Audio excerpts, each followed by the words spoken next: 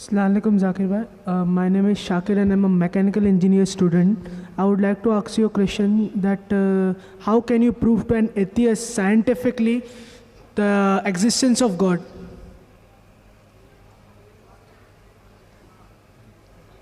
The brother posed the question, how can you scientifically prove the existence of God Almighty, the existence of Allah subhanahu wa ta'ala? Especially to an atheist who does not believe in God. The first thing I will do is that I will congratulate that atheist. I'll congratulate him. You know why? If you look around us, he's a Hindu because father is a Hindu. He's a Christian because father is a Christian. Some Muslims are Muslims because their father is a Muslim. This person, though he may be coming from a religious background, he does not believe in the false God which his parents attribute to. So he does not believe in God. I'm congratulating him because he's accepted the first part of the Shahada, the first part of the Islamic creed, La ilaha, there is no God. Now my job is to prove illallah, but Allah, which I shall do inshallah. To the other people, I have to first remove the wrong concept of God and then prove the right concept of Allah subhanahu wa ta'ala. Here half my job is done. He has already said La ilaha. There's no God. Now I have to prove illallah, but Allah, which I shall do inshallah. You ask this atheist that suppose there is an object, an unidentified, maybe a flying object, which no one in the world has seen. No human being in the world knows about this object. If it's brought in front of you, and if you're asked that who will be the first person who will be able to tell you the mechanism of this unidentified object, you have to ask him the question. Who is the first person who will be able to tell you the mechanism of this new object which no one in the world has seen? After thinking for a while, he'll give the answer. The person who will be able to tell you the mechanism, the first person, is the creator of that object. Some may say manufacturer, some may say producer. Whatever they say, don't grapple with the word, accept it. It will be somewhat similar, either creator or producer or manufacturer. But remember what he has told you. Keep it in your mind. Then ask him the next question. How did the universe come into existence? How was it formed? He will tell you by the Big Bang Theory. Tell him the Quran mentions in Surah Anbiya, chapter 21, verse number 30, about the Big Bang Theory. Who could have mentioned this in the Quran 1400 years ago? So he will tell you, maybe it's a fluke. Don't argue with him. Next part of the question.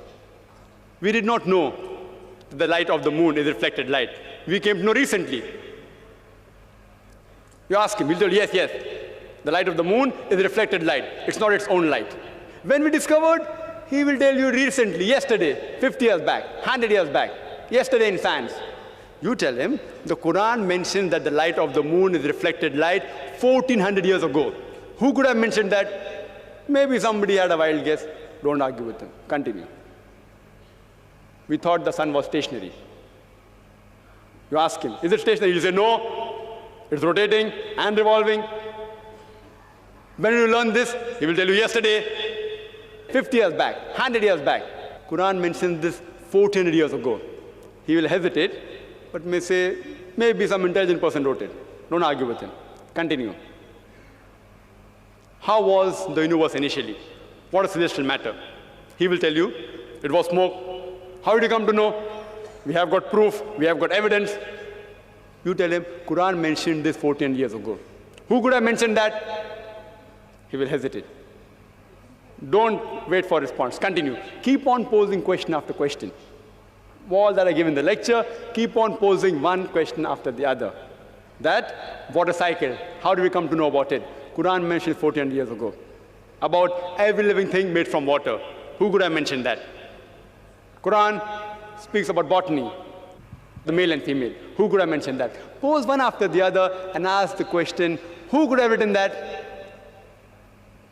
Then you tell him that there's a theory known as theory of probability. That if you have two choices, out of which one is right, the chances that you will make the correct choice just at random is 1 in 2. For example, if I toss a coin, It can either be heads or tails. The chances that I'll be right will be 1 in 2. If I toss it twice, the chances that I'll be right both the times will be 1 upon 2 multiplied by 1 upon 2, that is 1 upon 4, 25% chance. If I toss it thrice, chances I'll be right all 3 times, 1 upon 2 multiplied by 1 upon 2 multiplied by 1 upon 2, it's 1 upon 8, 12.5%. A dice has got 6 sides. If I throw a dice, the chances that at random I'll be correct is 1 upon 6. If I throw it twice, the chances that both the time I'll be right will be 1 upon 6 by 1 upon 6, 1 upon 36. This is called as theory of probability. If I throw the dice twice and then toss a coin, all 3 being right will be 1 upon 6 by 1 upon 6 by 1 upon 2, is 1 upon 72. So you ask him, the chances may be, if you ask, what is the shape of the earth? There are various shapes. Some may say it is flat, some may say it's triangular, some may say it is hexagonal, some may say pentagonal, some may say heptagonal, some may say square. Say there can be 10 shapes. Some may say it is round, it is spherical.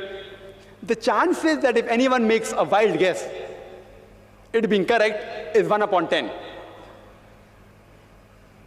The light of the moon, it can either be its own light or it can be reflected light. The chances that you make a wild guess and it being correct will be 1 upon 2. The chances that both shape of the earth and light of the moon being reflected light, both being correct, if you make a wild guess, it will be 1 upon 10 multiplied by 1 upon 2, it is 1 upon 20. What can the living creatures be made of? Some may say sand, some may say stone, some may say aluminium, some may say gold, say 1,000 materials you can name. Some may say water, some may say silver, 1,000 materials. The chances that you make a wild guess, and one of them being right, according to mathematics, is 1 upon 1,000. The chances that all 3 being correct, the earth is spherical, light of the moon is reflected light, and every living creature created from water is correct, will be 1 upon 10 multiplied by 1 upon 2 multiplied by 1 upon 1,000. Answer comes to 1 upon 20,000, or 0.005%. Quran speaks about scientific science more than 1,000 verses. In 3 verses, the answer comes to 0.05%. If you apply probability theory to all this being at random chance, it will come to 0, negligible. And in maths, anything 1 in 10 raised to 50, it's equal to 0. So you ask your atheist friend, who could have written this? The only answer he can give you is this first answer, the creator, the manufacturer, the person who has produced it. That's the only answer. There's no other answer. What science is saying today is they are not eliminating God. They are eliminating models of God. La ilaha illallah. They are not eliminating God, but models of God. I hope that answers the question.